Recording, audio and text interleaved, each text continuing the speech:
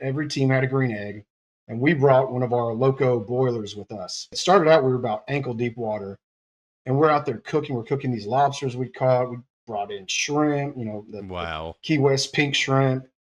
We had steaks. We're cooking steaks, standing in this beautiful crystal clear water in the middle of nowhere, cooking this stuff, and it was an amazing experience. By the time we left, though, water was getting up pretty high, ice chests and stuff were starting to float around, and people had to scramble there at the end to get all our stuff out of there. But it was quite it was unlike any event I've ever been to. It was amazing.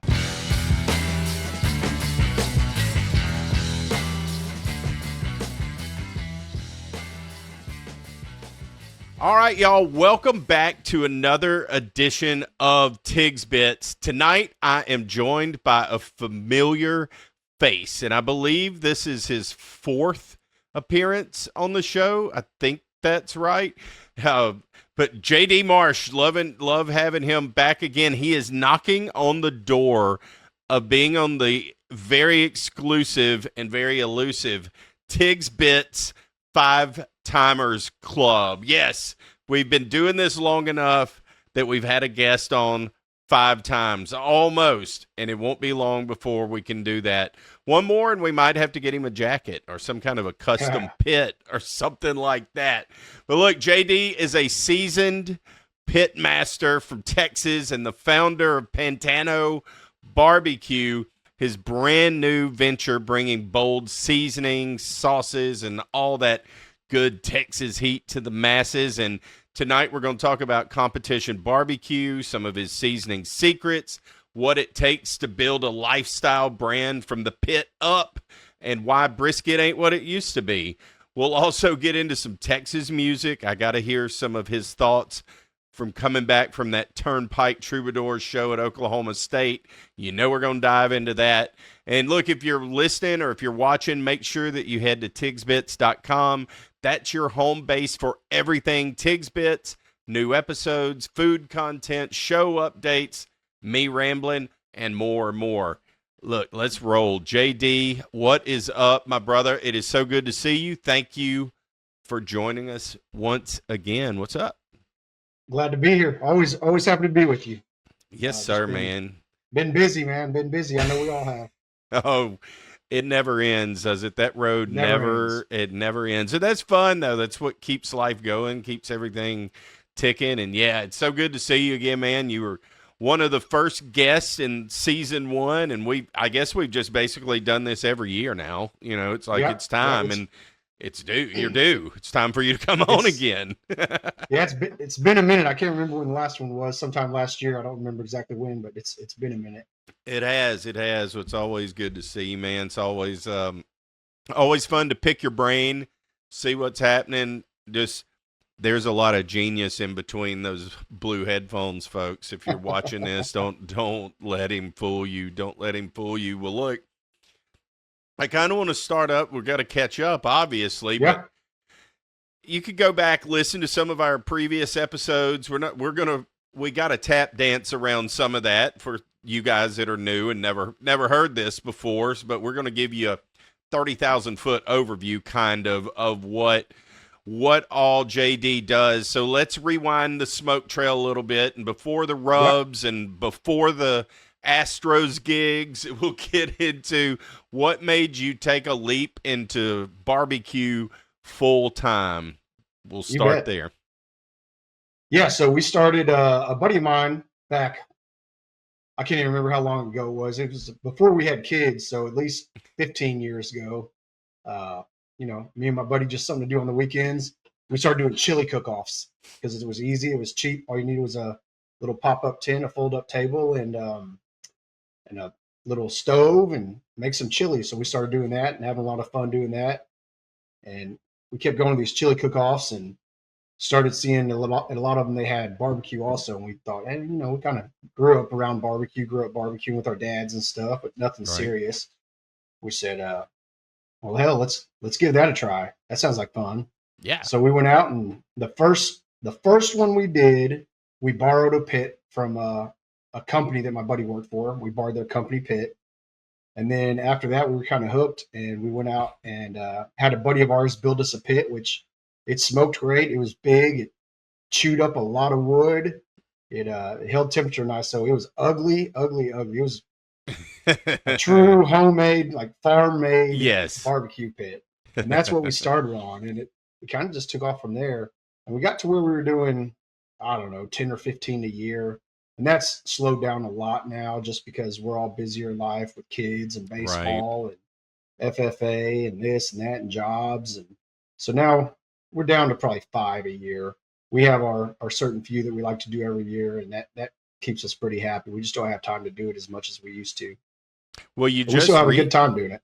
you recently just came off of one. Did you not? Didn't I see that? Yeah, that was about 3 weeks ago. I guess we did the Fiddler's Frolic, which is the World Championship Fiddling Contest in Hallettsville, Ah, Texas.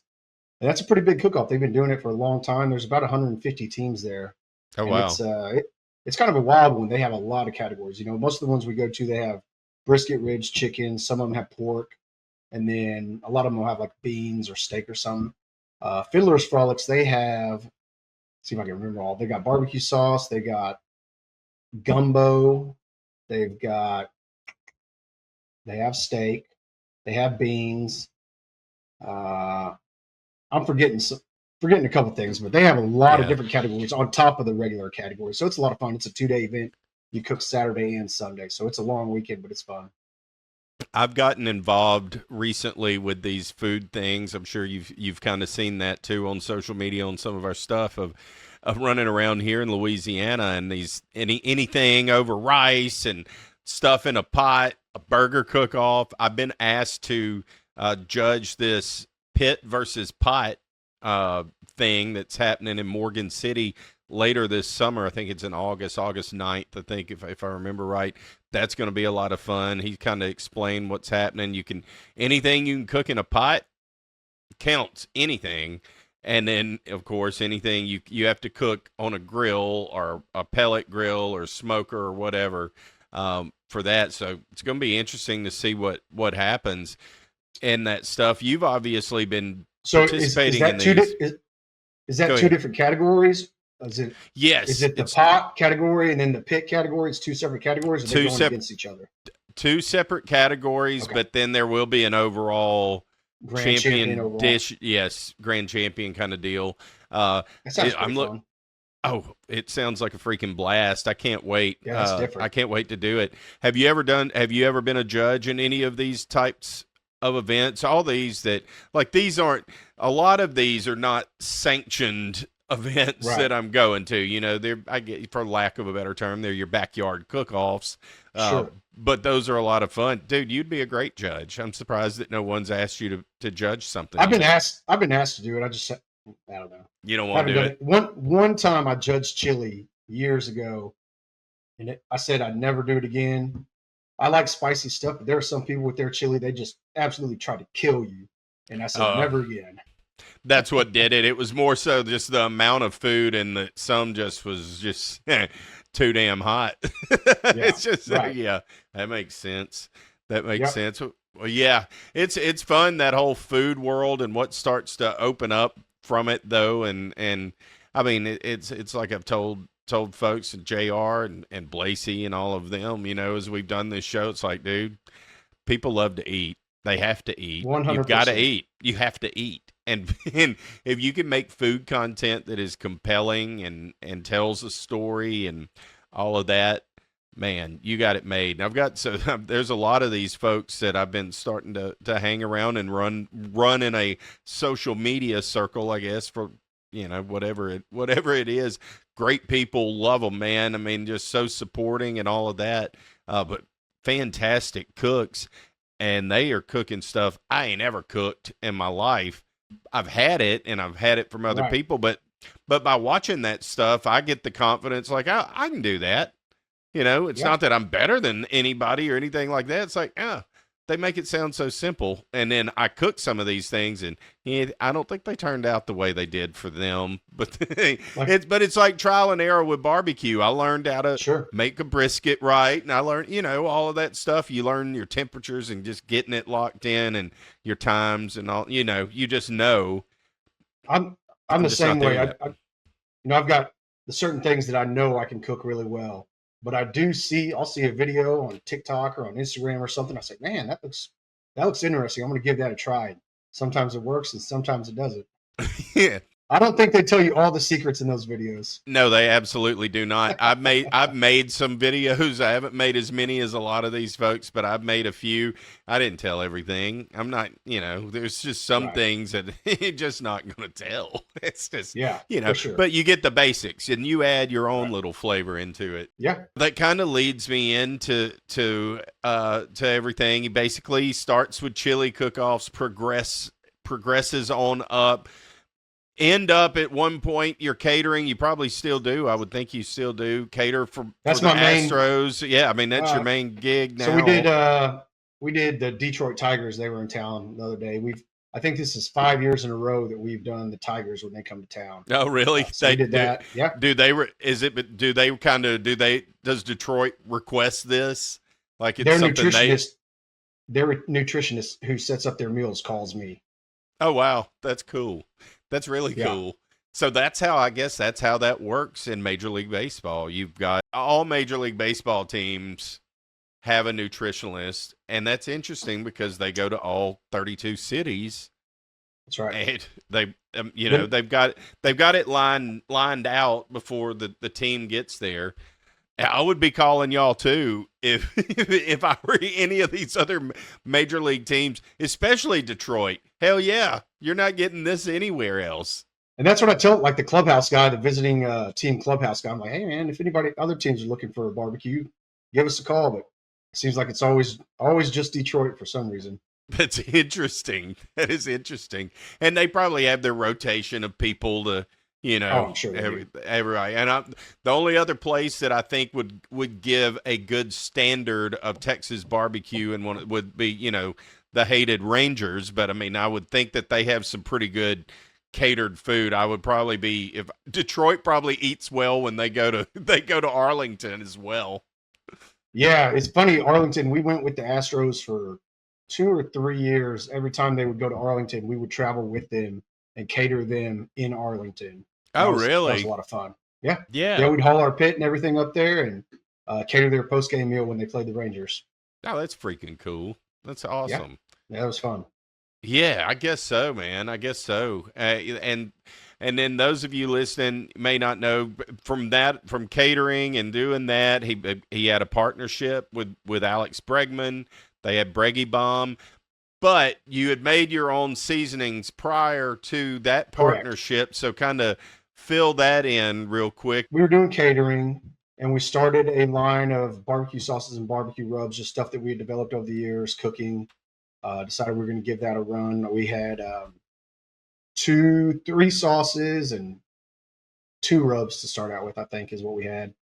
And we were catering the Astros and got to talk to Bregman.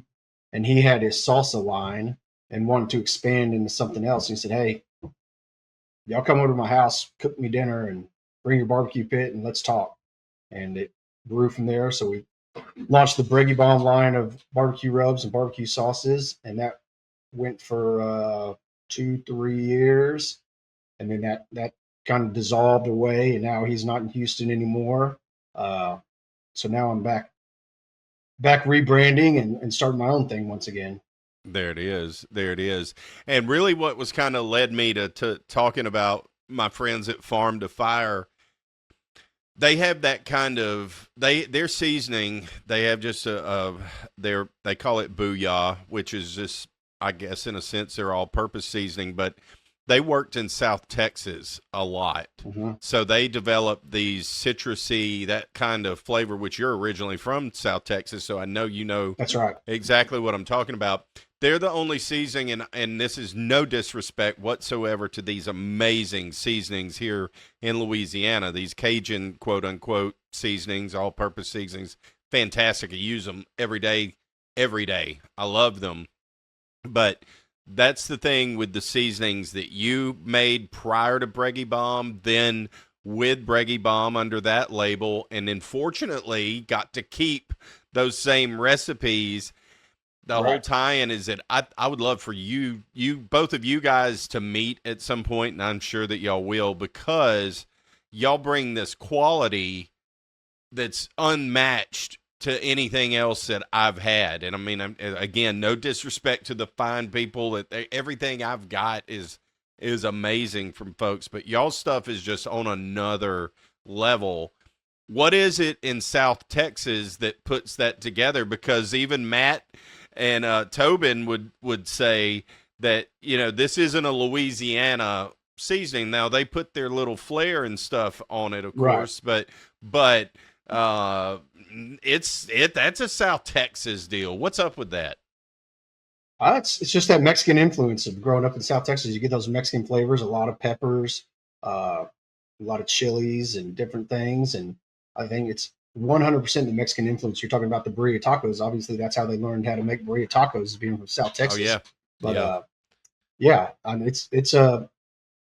that's, you know, barbecue in Texas is a big melting pot of the South Texas style and the Central Texas style, the East Texas style, and they all have their different origins. You know, Central Texas is more the German folks and Czech folks that came over and were smoking meats. South Texas obviously has a heavy Mexican influence, and then the East Texas has more people from like the Carolinas and stuff that came this direction and settled in East Texas. So it's more similar to a Carolina style almost.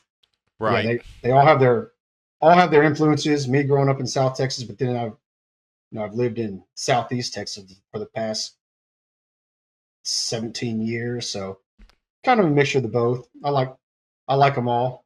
Yes, I mean, you can't go wrong. You can't go wrong. But I'm a big fan of pepper. I love just black pepper. I think it goes a long way on barbecue.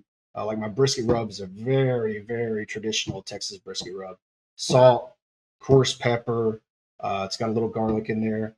We put a little bit of turbinado sugar in there to give it a little pop, which is a little different. That's kind of what sets it off. But other than that, it's a very traditional Texas style barbecue rub. Brisky Business, isn't that the name of it?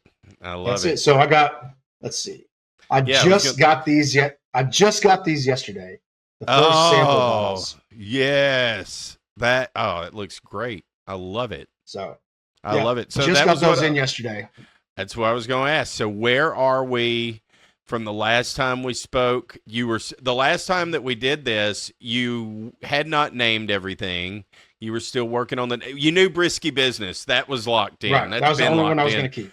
But that was the only one that you kept. So tell us more. Where are we at now? So we can go through it. So those are the first samples. You know, it is quite the process to get it done. You got to design the labels, go through all the FDA stuff, make sure the labels are correct, get the labels made. It is a lengthy process. Just got the samples in yesterday. Labels are all done. My guy, now that I got these samples, I'm going to send them to my graphics guy and my website guy. He's been working on the new website, so now he can get pictures of everything and get that done. So hopefully we'll be up and running here pretty quick. And once the website's done and everything, it's just a matter of me saying go, and we'll get it produced. It'll take 3 weeks to a month to get it produced. But I've got 4 rubs is what I'm starting with. And I think you've tried all of them except for one. So we can go. I got the Brisky Business, which that's a great beef rub. Like I said, it's very traditional salt, black pepper. Let's see, El Rey, which is an all-purpose rub. So that is formerly El Jefe. Okay. All right. Yeah, it's good. It's the same thing, but I reduced the salt 10% because I thought it was a little salty. It was. I agree with that. Just a hair, just a touch. Yep. If you went too heavy, because I put it on some pork butts. I put it on brisket too, because I helped y'all with them. Yeah, it worked great on pork and brisket. If you put it on chicken, it was a little too salty, so I reduced that sodium a little bit. Okay. I think it'll work better. Oh yeah, I agree. Then we've got Blackjack, which is the Cajun seasoning. You've had this. I sent you. Oh yeah, that blackening. Seasoning, oh yeah. Oh, that stuff's unbelievable. It's fantastic. And that is probably my favorite of all of them. I love this one. What all do you like putting that on besides just fish? Have you tried other things? Like fish, what can you not put it on? Steak. I put it on steak. Really? I put it on burgers. Really? I mean, it works on everything. It's Okay. like you, all the different Cajun seasonings and stuff. I love all of them. Yeah, it just So it's unique and a little bit. It's just something that's a little different than yeah, your normal burger. Let's and say you putting it in a burger. and again, a big deal for me on this one, as opposed to some of your bigger name, more traditional Cajun seasonings, lower sodium. You know, a lot of those Cajun seasonings have a ton of sodium in them, and this doesn't Yeah. have as much sodium in it. Which I'm not a huge salt guy. Like I said, I'm a big pepper guy, but I'm not a huge salt guy. So reduce sodium a little bit. That's what I like. So that's what I made. Oh yeah, I tell you what, that is some of the stuff. Some of the better of these seasonings that I've had. They're all low sodium, and there's just so much flavor in them. You have to, with a lot of them, I have to actually just add a little salt to my stuff too, just to kind of. It needs a little salt because they've taken so much out. Yeah, that traditional stuff, those Zatarans and your slap your mama and all of that stuff. So Yeah, much I mean, salt. it's just salt with a little bit of heat, just a little. It's Yep. mainly salt, little cayenne, Yep. salt and cayenne. Yep. And then this is a new one that you have not tried, I don't think, that nobody's tried. This is our pork rub called High on the Hog, and this is Oh, it's kind of a sweet heat. Ribs, pork butts. This is very what it's like right bright. here. It's Yeah. very Yeah. bright. It almost looks Yeah. orange from here. It may just be the camera and the It is. light. No, it is.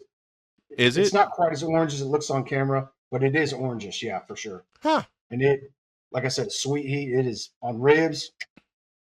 It's I gotta money. have some of that once I'm ready for you to get this stuff made so I can get some. I can't wait. I can't wait. Yeah, Yeah. the only So I haven't had brisky business, but I mean I've I made thought you my had that own. one. I've not. I've not had brisky I'll, business. I've got some small samples of small sample bottles of that. I'll send you one of those. Okay. Yeah, I can't wait to do it. What about the seafood boil, the crab boil or crawfish boil? I've still got that on the, it's on the back burner right now. I've still got it. I think it's amazing, and I've It's given it to a lot of fantastic. people. I've given it to a uh, ton of Louisiana guys, and they all have high praises for it. So that says something. But I kind of missed the boat on crawfish season this year. Yeah, it's over starting to now. come to an I end. mean, So yeah, I pretty figure I much may as over. well just wait to launch that till next year when it's Yeah, for sure. first of next year when crawfish season's fixing to ramp up. Well, before it comes out, I've got to get with you so I can get at least like 3 or 4 of those suckers. So I do because have. that's I've the got only way I quite a want to bit. boil crawfish next year. I mean, that's it's the best. All I've of my got quite a neighbors bit of that. agreed. Do I've you? got. I probably have 30 or 40 bags of that still left Oh, over. good. Set 5 aside for me, please, and Not a thank problem. you. Not a problem. Yeah, Perfect. our big deal on another big deal on that. It's also much lower in sodium as opposed to some of your Louisiana brand Right. or Zatarans, like you mentioned, or any of those. A lot less sodium, so it's a little more expensive than they are. But it's salt is cheap, so they fill it with salt. Doesn't cost as much, but you don't have to use as much. You get more flavor. The flavors pop more with that less sodium. They do. They do. So yeah, Yeah, very lower flavorful. sodium. I think it's better. Yeah, it's got that Uh, citrus in there. You don't even, I've always added oranges and stuff to my crawfish boils. You With don't that, have to you really with don't that. have to. It's got No. that citrus in there, and it really comes through when you boil it. It does. It was fantastic. I think that day though we had 3 sacks and I only had 1 bag of that. So like the second batch, I just put like a half a bag of Louisiana Fire. The thing with Louisiana, and that's what I generally cook with. If as long as you don't go crazy with it, whenever you go on to the next batch, it's okay. But man, it's a fine line from being salty or Right. not. And just having like that citrus and all that with yours, that shined through all 3 sacks with just 1 bag, which is unheard of. We just because we wanted a little more heat, we added a little Right. bit, a little bit I more do in the the same thing. second, third batch. I like to add, a cap full of Fireshire or something in there. Yeah, that's Really, brilliant. but that's me. I like heat. If I'm Yeah, cooking it for a lot of people or for the family, I'm not going to make it as hot. But if it's just right. me and my buddies, let's ramp it up. Well, now that we're kind of talking a little bit of boiled crawfish, boiled shrimp, all that, tell us about your experience of boiling shrimp waist deep in salt water while the tides were rising in Key West. Tell us about that. Yeah, that was that'll be 2 years ago in August, I guess. Bear and Burton, who have W Sauce, put on this deal down in Key West, and it was a lot of big name barbecue influencers. Matt Pittman was there, and Heath Riles was there, and I don't, Stale Cracker was there, Al Fragoni was there. A lot of big name I remember. influencer type I people. remember. Actually, I do remember that. I don't know if we talked about it, but I definitely saw all the videos and stuff. Yeah, Unbelievable from all of y'all, from everybody there. It was it wild. was it was the coolest event I've ever been to. We were there for, I don't know, 5 days maybe, but it was a 3-day event, and there was a tournament. So we had our team, and see if I can get this right. The first day was fishing. The second day, it was the opening day of lobster season, so you dove for lobsters. And then the third day was a barbecue cook-off, and you accumulate points Holy cow! through all three events to try to win. But on the lobster day, we got done lobstering, I don't know, maybe 2 o'clock or so, and then they went out to this sandbar. Like, it had to be 20 miles off the coast of Key West. This big sandbar, and they had brought out grills. They brought out green eggs for every team had a green egg, and we brought one of our Loco boilers with us, and we set it up. And like I said, it started out we were about ankle deep water, and we're out there cooking. We're cooking these lobsters we caught. We brought in shrimp, the Wow. Key West pink shrimp. We had steaks. We were cooking steaks, standing in this beautiful crystal clear water in the middle of nowhere, cooking this stuff, and it was an amazing experience. By the time we left, though, water was getting up pretty high, ice chests and stuff were starting to float around, and people had to scramble there at the end to get all our stuff out of there. But it was quite it was unlike any event I've ever been to. It was amazing. Yeah, I mean, unique is an understatement for what Yeah, for what that is. Yeah, that's like a once in a lifetime kind of experience. I mean, wow. Wow. it That's was the thing. amazing. The cooking world is so is so fun. It's just fun. It's Yeah, another reason I want to yeah, be a I like riding the line and being on the outside and kind of riding in the edge and hanging with y'all, not being a competitor and not being in it. I can cook and I like to make some cooking videos and stuff here and there, but I'd rather cover it and just be a part of it, promote it, I guess is a yeah. I've better I've term. gotten to go. I've gotten to go to some cool places and see some cool things and meet some good people over the past, especially since I jumped into it full time, which is, I don't know, 5 years ago or so. Yeah. Gotten to do a lot of cool stuff. Yeah, I mean, and you rubbed elbows with some of the best in the deal. You've been on Heath Riles' podcast, and Yep, yep, that dude is I don't know him, but he seems like a great guy, and yeah, real good guy. everybody. Austin Dennis, is a buddy of mine, and he knows a lot of these same folks that you do. We've talked about that, and Yeah, the similar. A lot of these people are just good people that are out there yeah, doing this, and that's what's attractive, I think, to people on social media and why they have followers and they sell their products and everything like they do is authenticity. I think it's the biggest key is that these people are what you see is what you get. You're not faking it. And those people are the ones who've been around for a long time now and are coming on the scene, but they're going to be around for a long time. yeah. Most of the people that I met, the bigger name people have all been. I wouldn't say all, but ninety Yeah, five not all. percent of them. Ninety Yeah. five percent of them are really, really good people. It's a really pretty tight knit community. All those guys, they're all, this weekend is Memphis and May, so they're all converging in Memphis, and you'll start Oh seeing the man, videos wow. pop up. That's just They're all going to be hanging out with uh each other, and they're all buddies. So it's a good community. crap, I didn't realize. Yeah, it is Memphis in May this going on. You're not obviously you're not going this year. Have you ever been to Memphis in May? Have you ever Yeah, I did you went go? 2 years ago. 2 years ago. Okay. Yep. That's right. That's right, I've been to man. Memphis in May. I've been to the Royal in Kansas City. Of the big three, the only one I haven't been to is the Jack in Tennessee. Okay.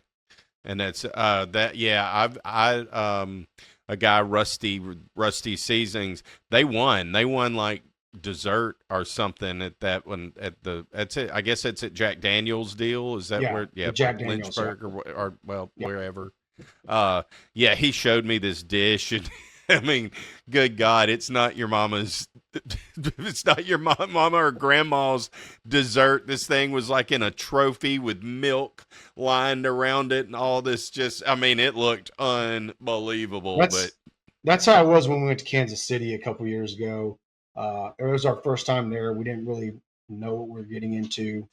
Um, we went, and the dessert, especially, like the theatrics that yeah, people yeah, put on, were unbelievable. We're turning in like I don't even remember what we turned in, like some kind of cheesecake or something. I'm sure, I don't know, but we, around here, all the cook-offs we do around here, you're not allowed to decorate anything. You just turn in your food. So we right. get up there, and these people are going all out, just crazy extravagant. And we were in Yeah. another world. We didn't win anything in dessert on that one. Uh, we got third place turkey, which was amazing. That's right. I remember. Yes, I remember you telling me that now, dude. It's crazy. Rusty showed me the video of them like, and the walk up or whatever to bring. It's a production theatrics, beautiful way. Oh yeah, Rusty is one of those guys. He's loud and he's awesome, But like when they have these cook-offs and stuff, and they have the People's Choice, he's over there ringing the bell. He's getting yep. attention, man. Which is what you got to That's do. That's how you got to do If it you on want to People's do Choice. it, you got to do it that way for And sure. then Memphis is totally different. I went there 2 years ago, and I'd never been to Memphis and didn't know a whole lot about it. But you don't turn your stuff in. The judges come to you, and you pick what you want to turn in. You can turn in, I guess, pork butts or whole hog or ribs, and so you pick which one you're going to do. And the judges come to you, and you have like a 20-minute window, and you decorate like crazy. And the judges come sit down, and you present your cook to them. You tell them, here's what piece of meat I'm using, and here's the wood I'm using, and here's my pit, and you go through the whole process. And it's as much about the showmanship and the presentation to the judges as it is just that one bite. Right. Whereas all the cook-offs we do, it's about that one bite. You turn in a blind box, nobody knows who's turning in what, theoretically. Yeah, exactly. Yeah. That kind of stuff would intimidate me, but I guess if you do it enough and you practice it enough, then you can make it. But just watching the way they box some of this, just like a freaking burger, man. Like watching it's like unreal. Like it's just not just anybody can do it. Competition cooking is way different than kitchen cooking or cooking at home cooking. 1,000,000%. And 1,000,000%.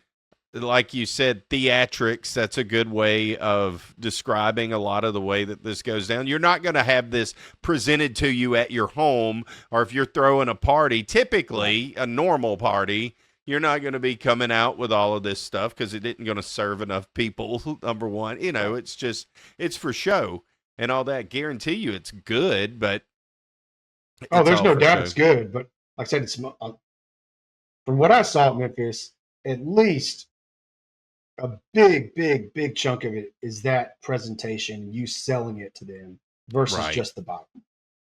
Right. Exactly. Which we're not used to. That's a whole nother world for us. Yeah, no doubt.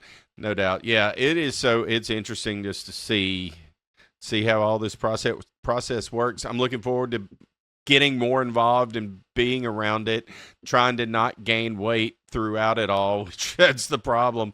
So like at Memphis in May, do they have some type of an event where you get a wristband or you pay X amount and you get a sample from the people, or you don't get to try any of that? Do they have like a festival where you can eat the food from these people who are in the competition? I don't even know about like Memphis in May. I was there cooking with a team, and I was just kind of in my zone. I don't know how the whole thing worked. Well, y'all weren't. Did y'all serve the public at all? No.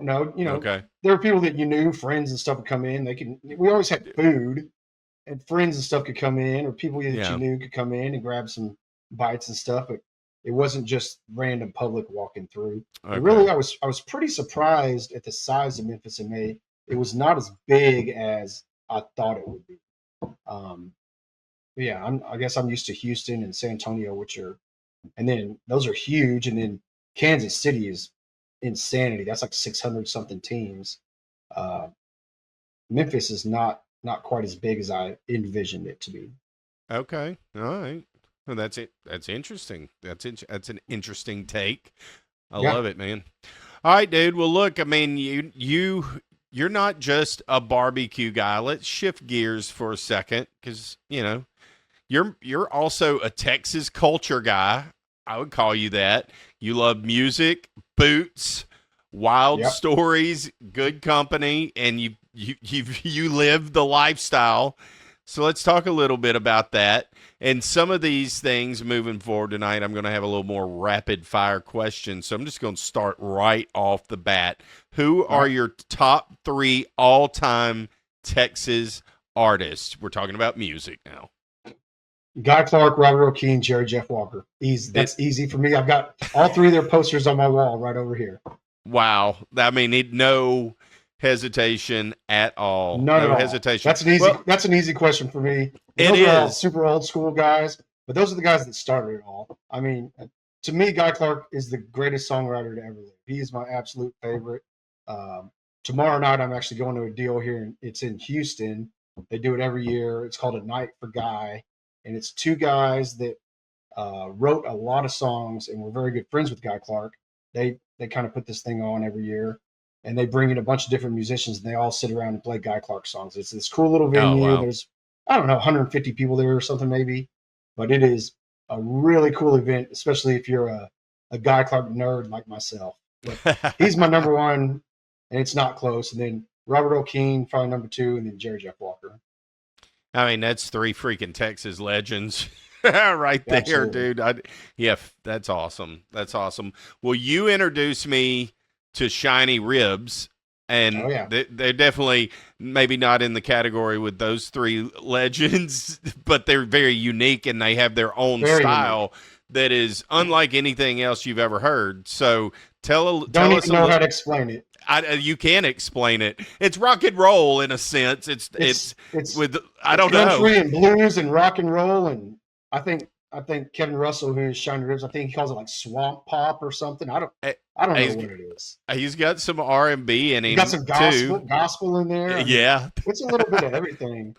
I Uh, think that if you hear them, you're not gonna tap your feet, and you're not gonna at the end of the show be like, well, that was a waste of my time. I'm talking about if you've Definitely never not. heard them, and it doesn't matter what genre of music you like. I don't. The dude's an entertainer. If you He's can't enjoy a Shiny Rib show, I probably don't want to be friends with you. I would agree with that. Well, I'm so thankful that you introduced me to him. I've got to see him a couple of times since then. They even played a birthday party of yours too, didn't they? Didn't your lovely They played bride? my 40th birthday party. They played in my backyard, which was a lot. That was during COVID, That's 2020. right. So they weren't touring or anything, and they were just doing house parties, and you could only have, I don't know, it was like 30 people or something was the max you could have at the party.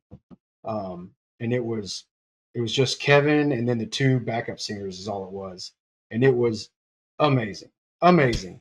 I mean, how could it not be? How could it not be just that something that intimate and to be like I saw him here at a very small little place, not even a club. Like it's a small room, and it's just like it would be like seeing him at a house. It would be the Yeah, same kind of feel. Yeah, he's way. I mean that just it just builds it. He's so much bigger than life. They're all bigger than life, but he is just on another planet. He ain't with yeah. us. So that day when he played in my house, me and my brother, like I said, it was for my birthday. Me and my brother and my best friend I grew up with had gone and played golf, and we came back to the house and walked in the front door of my house, and he's laying in my living room just watching TV. Like, what in the hell is going on here? like, What? What the hell's happening? Yeah. 100. Wow. Yeah, it was a good night from what I Oh, remember. I guess it was. I guess it was. You remember the first half of it, I'm sure. Yeah, The back half probably gets a little fuzzy. I've seen a lot Once of they good started pictures. playing, yeah, you got it. You kind of remember it. Yeah. What? I've got a good picture of Shiny Ribs carrying around a tray of Jello shots, carrying them around, passing them What? out to everybody. That's amazing. So That's he just amazing. had he started with the gourds. The gourds were around for 20 plus years, probably. I don't know exactly, and they've been broken up for a while now. And they just had a reunion show about a month ago, which I would have loved to have gone to. It's this little spot in Austin. They did 2 nights in a row, but I wasn't able to go. But the gourds were that's where he got his start. And they were Okay. a pretty badass band as well. Yeah. I got to dive into him because I hadn't heard anything that dude does. He's a fun follow on TikTok too. Like Yeah, he's always on there, just being goofy, just being himself. yep, Nothing wrong with that. I love it. yep. What is the most underrated venue to see a concert in Texas? Underrated. I believe that you've said Grooney Hall was Green like Hall's the best. that's like your favorite. So what That's would the you best. say? What would you say is the most Underrated. underrated? Oh man, there used to be a place down around where I grew up called Schrader Hall, which Green Hall's the oldest dance hall in the state of Texas. Schrader Hall was the second oldest supposedly, and they don't do concerts there anymore. And I think they just do weddings, and it's a wedding venue now. But Uh, that place was, it was really in the middle of nowhere. You couldn't, no hotels. There was nowhere to stay. If you were going there, it was right in between Victoria, Goliad, and Cuero, out in the middle of the country, and that was one of my favorite places to see concert. I've got a lot of good memories of having a really good time to see some good shows at that place, and it's unfortunate it's not around anymore. oh, it sounds like a wonderful place. I got one time when we were in high school. It was I don't know the band. I don't remember anything about them. It wasn't anything big or any big artist. It was just like a little local band. But there was this old abandoned Catholic church, and teenagers had figured out how to get in there, whatever, broken in. I don't know, but there was a party happening there. It's one of those deals out. I mean, I'm talking about out in the middle of nowhere. I don't know how to get back there, where it was at, somewhere around Natchitoches. I know that, and somewhere within like a 30-mile radius of A lot Natchitoches. of pine trees, a lot of A pine trees. lot of pine trees, a lot of nothing, and Yeah, then it's just out in the middle of nowhere. But man, kind of that reminds me of just what that's an epic. You painted the picture. I understand what's happening here. Yeah, that would be incredible. To follow that up, what's the favorite show that you've ever seen and where?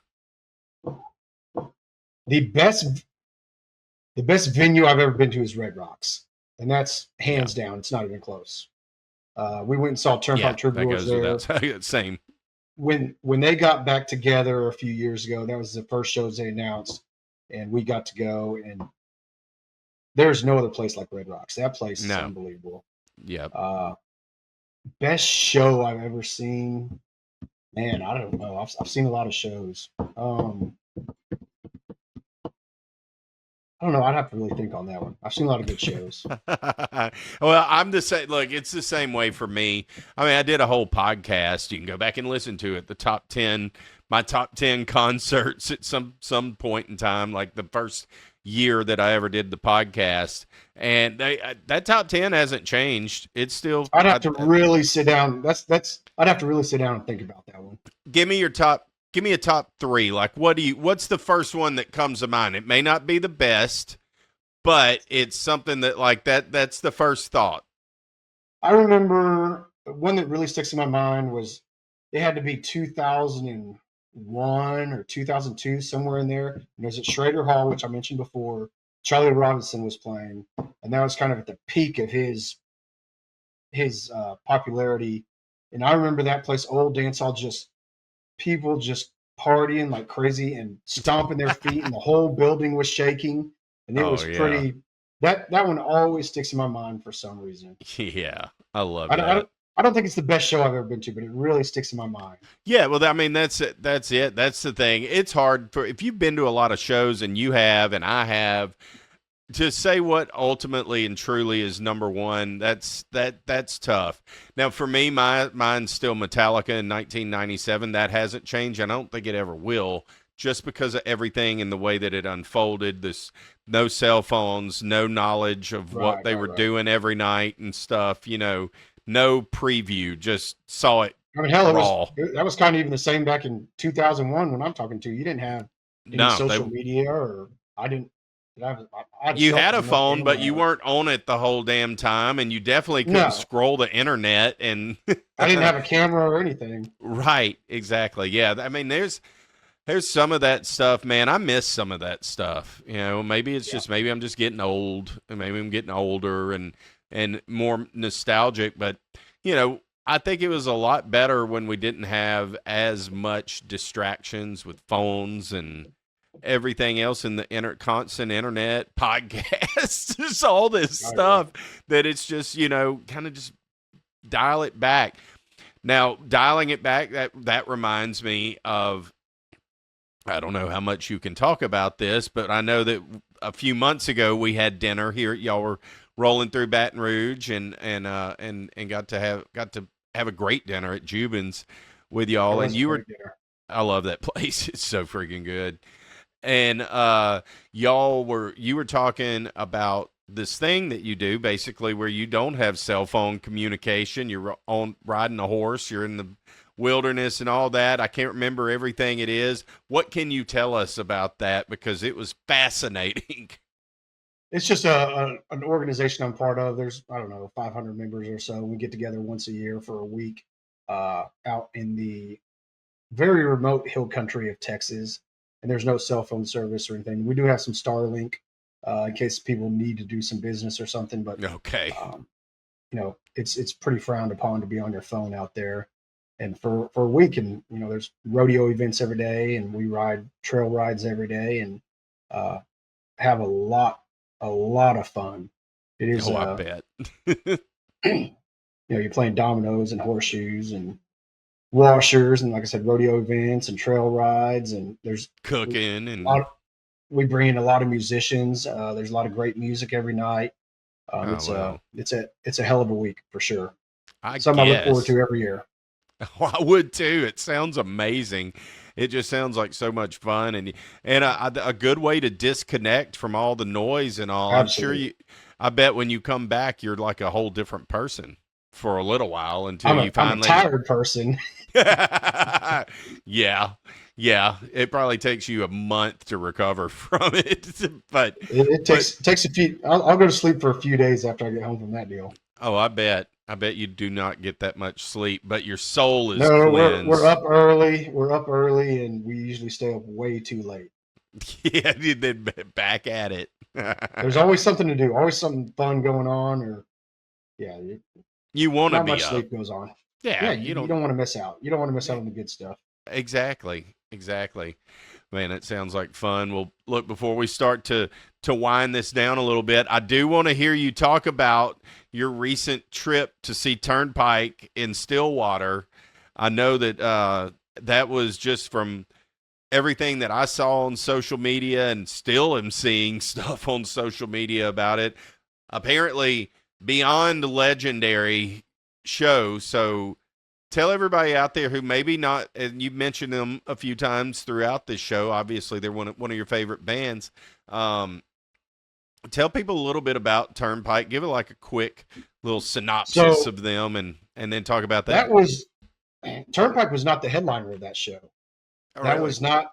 No, that was Cross Canadian Ragweed, who had been Mm. broken That's up right. for. Cross had been broken up for 17 years, something 16 years, something like that. So they got back together for the first time and put together this show called The Boys. It's Boys from Oklahoma, and it was Cross Canadian Ragweed, Turnpike Troubadours, Jason Bolin, Stony LaRue, The Great Divide, and I think that's it. all Oklahoma guys. Damn. Yeah. And those are all guys. Turnpike is a newer band. They've been around since 2010, something like that.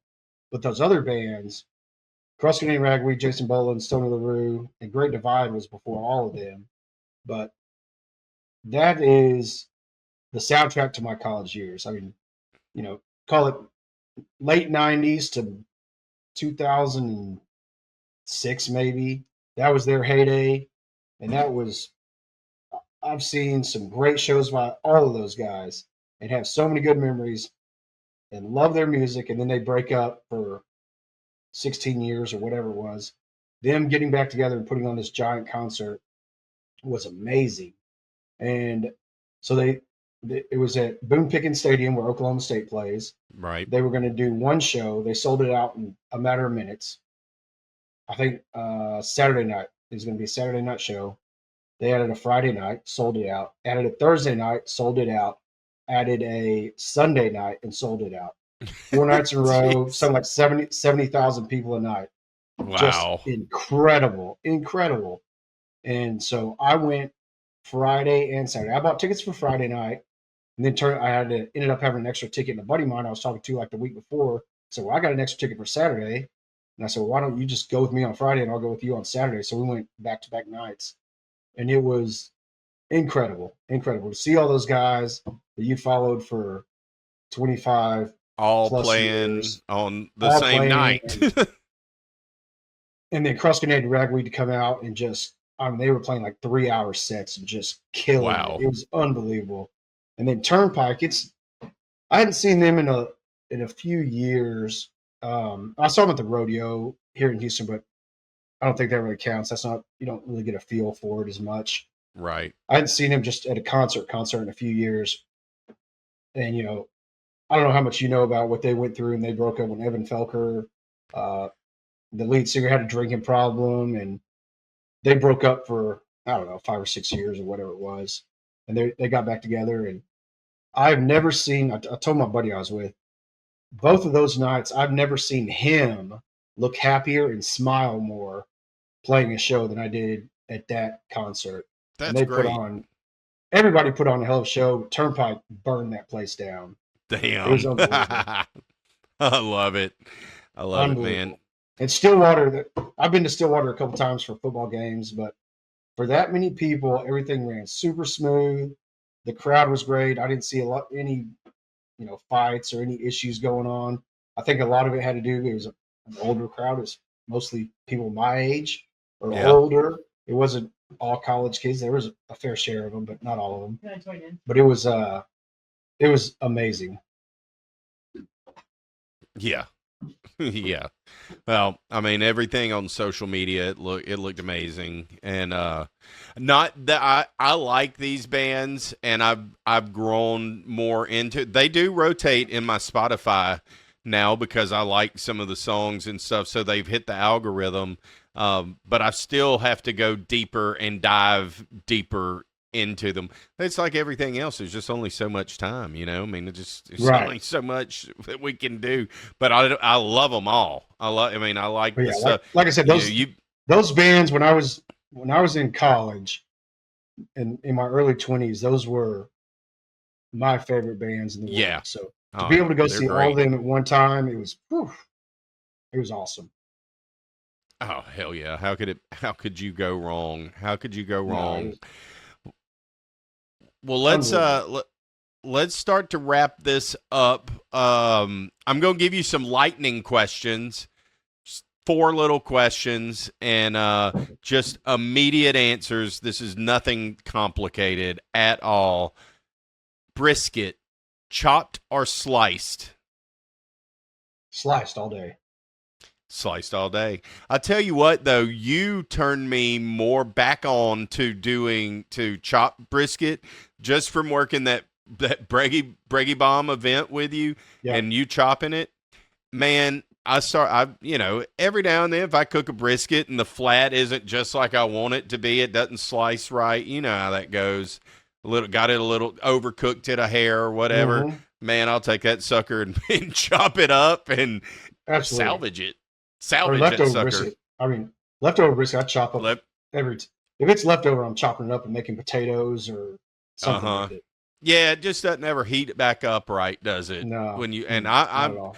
I would say sliced as well, but I chopped has come a long way. Has come a long way. You have mentioned before that brisket ain't what it used to be. What did you mean by that? I think more in the competition world.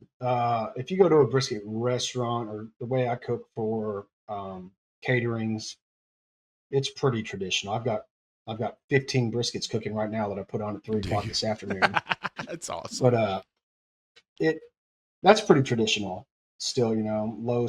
Fairly low and slow. I think we've talked about before. I cook pretty fairly hot. I cook at 275, which is hotter than some people, Right. but it's still pretty traditional. Um, when you get into the competition world, these guys are trimming their briskets so much, trimming it down to where it's just a little, about like a loaf, it looks like, and they're glazing it, cooking it super hot and super fast. I mean, most of these guys are cooking on barrels now, which we've actually gone to doing that ourselves in the competitions. And you're cooking it 350 degrees, and you're getting a brisket done in 5 hours. Wow. And they come out really good, but it's competition brisket is way different than what I want to eat every day, what I want to go to a restaurant and get, or what I want to serve somebody when I'm doing a catering job. It's very different. Makes sense. Competition brisket, you're looking for that. The judges getting one bite. They want one bite that's really going to pop and make it memorable. Whereas sitting down for a whole meal and sitting and taking the time to enjoy the whole thing. So it's very different. Yeah, that makes sense. That makes sense. What's your go-to cut of meat when you're just cooking for yourself? I have been doing a lot of tri-tip lately. Yeah. Love tri-tip. I like tri-tip. How do you prepare your tri-tip? I do reverse sear, so I'll smoke it till it hits about 110, 115. I'll pull it off and let it rest for a little bit, and then I'll sear it super hot and get it up to 125, 130, good medium rare. But yeah, I've for probably a year now, I've been on a tri-tip kick. I got some buddies that own a big ranch and a Wagyu beef company and a Wagyu butcher shop here in Houston, and I was doing events with them. They were like, "Hey, let's do some tri-tip," and I hadn't messed with it too much. And I started doing it, and I love it. You slice it thin, make some chimichurri to go with it. It's hard to beat. It is. It is delicious, no doubt. No doubt. What's your go-to seasoning when you're in a rush? Depends on what I'm cooking. If it's beef, I'm just using salt and pepper, and that's it. If it's pork, there's a product called Williams Rib Tickler, and I like that stuff a lot. And I've always got it in my pantry if I'm in a rush and don't have any of my own stuff, and that's what I'm using. Perfect. Couple more. I've given you 5 instead of 4. What is one splurge worthy piece of barbecue equipment that you think is worth the money? I mean, a good pit is everything. I've had really crappy pits. I've had very expensive pits. And on barbecue pits, you get what you pay for. So if you really want to cook a lot and want to put out the best product you can and save yourself some headaches, spend the money if you can, spend the money to get something nice. It makes it such a more pleasurable experience, not having to fight that fire all night long. Whether it's a nice pellet smoker or just a nice traditional offset. There's some of these out here that are built so well, and I've had a few of them that you can set it and you learn how to set it, and it'll just hold it whatever temperature you want for hours. For hours. So spend, if you can and you want to cook a lot and be consistent, spend the money on a good pit. I think that's a great tip. Great tip. I agree with that too. Last one, best barbecue city outside of the state of Texas that you've experienced. I haven't ventured out too much. Well, I've been a lot of places. I just haven't eaten barbecue a lot of places just because feel like I'm not going to get Why it as would good. you?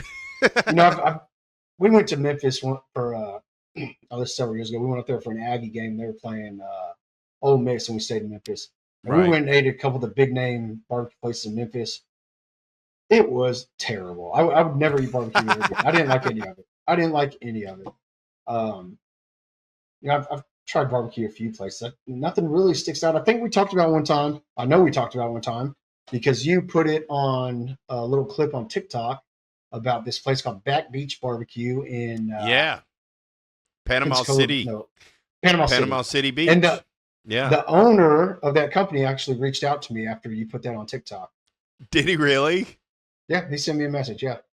Oh, dang, that's awesome. Yeah, well, Blasey used to, he had gone there too. I think maybe after you told us that, it was like, dude, you're 30 minutes away. You have to go hit this place up. I think I told you when we talked about it before that that's outside of Texas. That's the most legit Texas style barbecue I've had anywhere.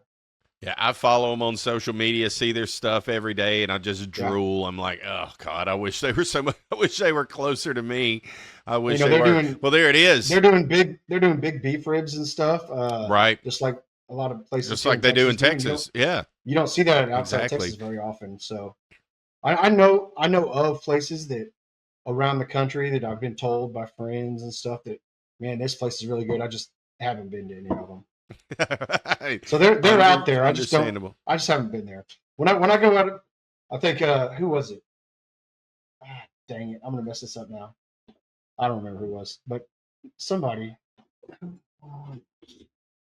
think about famous, it. like the joys of editing. Some old actor or something said, "You never eat barbecue or Mexican food east of the Mississippi or north of the Red River." I can't remember who said that. I'm gonna have to look that up and see who said that. Yes, we're gonna have to figure this out. I've heard it 100 times, but I can't remember who it was. Yeah, I kind of agree with that. I don't eat Mexican food outside of Texas if I can help it, and I typically don't eat barbecue outside of Texas if I can help it. Understood. But there you have it. The best barbecue in the world, according to JD Marsh, outside of the state of Texas, Panama City Beach, Florida. There you go. Mystery That's the solved. best that I've had outside of Texas. That is fair enough.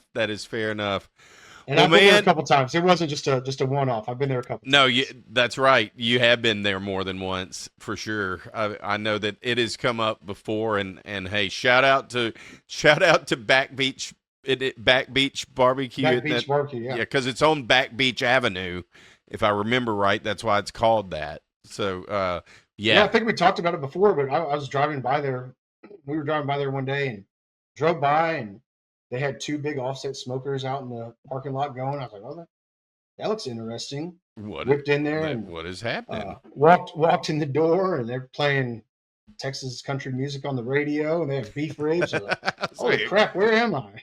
Yeah, I'm home. This is great. That's what it felt like. Yeah, absolutely.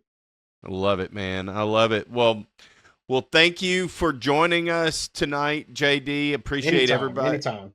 I appreciate everybody tuning in. And for more episodes and behind-the-scenes content, full interviews, visit tigsbits.com. It's your hub for all things Tigs Bits. JD, where can everybody find your amazing products once this launches? Do you have a website name yet, or will? Yeah, it's super simple. PantanoBBQ.com. It's not live yet. My guy's working on it still. Social media, Pantano BBQ. Pretty simple. You can find me wherever. And we will definitely be advertising it too once it's live and up. So don't worry about that. But man, thank you so much. Appreciate you so much, JD. Anytime. Love doing it. Next time you're going to get you your 5-timers club swag of some type. I don't know what it is. We'll be thinking about it. But there you go. Until next time, we will see y'all.